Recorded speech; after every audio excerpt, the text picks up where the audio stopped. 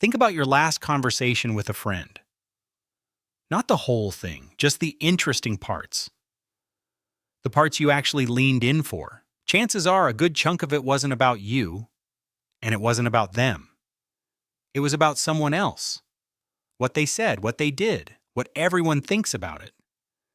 We call this gossip, and we treat it like a guilty pleasure. Something slightly shameful. Something we'd never admit to enjoying. But here's the strange part. Researchers have actually measured how much of human conversation is gossip, and the number is enormous.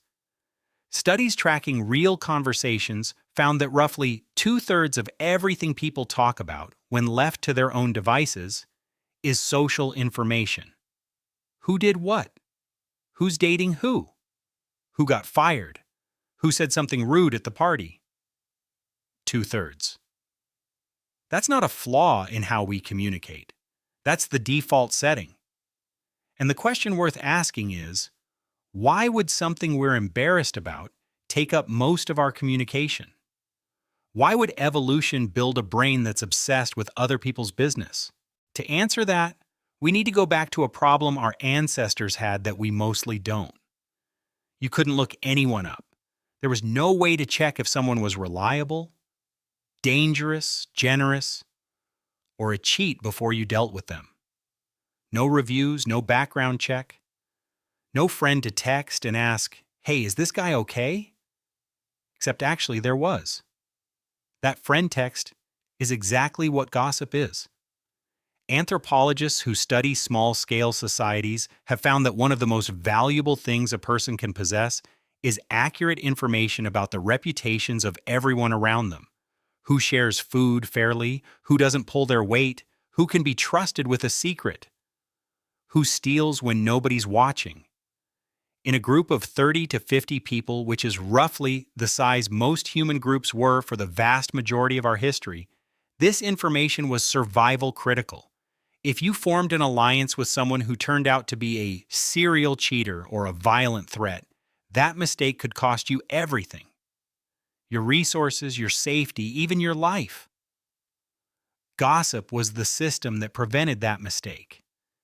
It let information about someone's behavior travel through a group without everyone having to personally experience that behavior firsthand. You didn't need to be cheated by someone yourself to know not to trust them. Someone else's experience became your knowledge, transferred through conversation. There's a researcher named Robin Dunbar who spent decades studying this, and he makes an argument that sounds almost backwards at first. He suggests that gossip is one of the primary reasons human language evolved at all. Other primates maintain social bonds through grooming, physically picking through each other's fur for hours. Dunbar pointed out that as human groups grew larger, grooming everyone you needed a relationship with became physically impossible. There simply weren't enough hours in the day.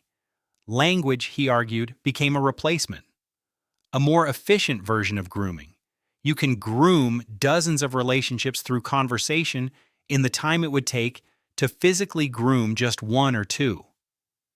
And what do people talk about when language lets them maintain all these relationships at once? Each other. Under this view, gossip isn't a corruption of language. It's close to the reason language exists in the first place. Now here's where it gets even more interesting, because gossip does something else too. Something that's easy to miss. It defines the group. When you gossip with someone, you're not just exchanging information, you're also signaling something. You're saying, "I trust you with this. We're on the same side.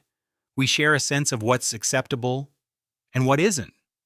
Researchers who study workplace dynamics have found that gossip plays a measurable role in establishing and reinforcing group norms.